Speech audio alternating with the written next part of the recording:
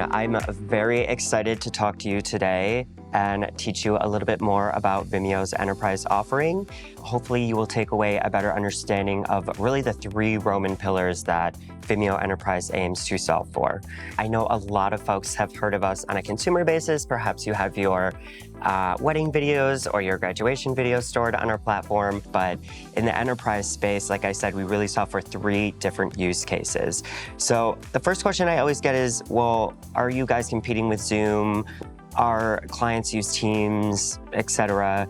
Worse, they might say they're using WebEx. Absolutely, we partner with all of those companies. It's more of an addition to, so Zoom, Teams, WebEx, they're all really designed for 1, 5, 10 folks to tune in and collaborate. Vimeo's enterprise platform is designed to be a one-to-many solution provider. So think Lululemon, for example. The best example I always like to start out with, and I hope, fingers crossed, eventually it makes its way back to Lululemon because I'm a huge fan, but Lululemon was exploring a lot of different video solution providers leading up to the pandemic. They were exploring our enterprise software, and it set them up for success because they were using the platform to stream to upwards of 6,000 folks at once for their internal company town halls.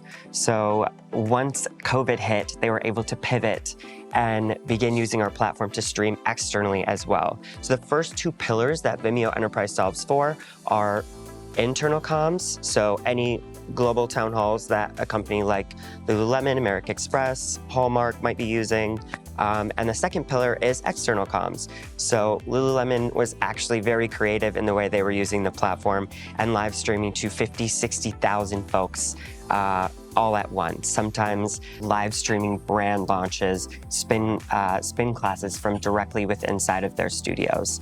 The third Roman pillar that I like to talk about is the addition of our Vimeo Enterprise library. So I like to give the example. I'm guilty of this. We all have that messy Tupperware drawer. I know I am guilty of having this, especially when it comes to organizing my video content.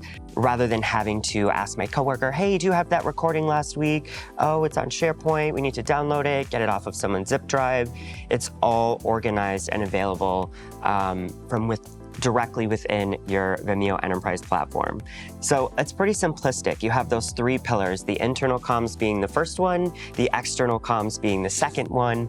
The third one is the Vimeo Enterprise library, which organizes and indexes all of the content that you've created in a very nice searchable fashion. Our latest addition to the Vimeo platform, and one that we've been getting requests for quite some time, and what I'm most excited about is the addition of interactivity. When I say interactivity, this is a feature that was brought to us by an acquisition through Wirewax.